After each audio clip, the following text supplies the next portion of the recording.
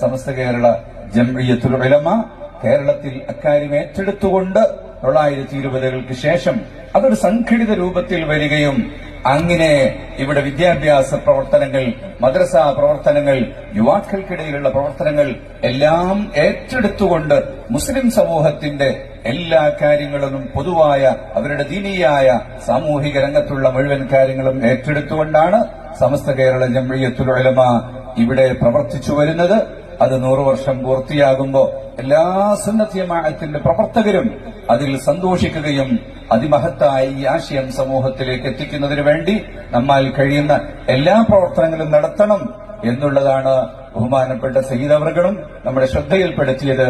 അത് ഞാനും ഓർമ്മപ്പെടുത്തുകയാണ്. നമുക്കെല്ലാം അല്ലാഹു തആല ആ ഒരു മഹത്തായ പ്രസ്ഥാനത്തിന് കീഴിൽ നിന്നുകൊണ്ട് പ്രവർത്തിക്കാൻ തൗഫീഖ് നൽകട്ടെ.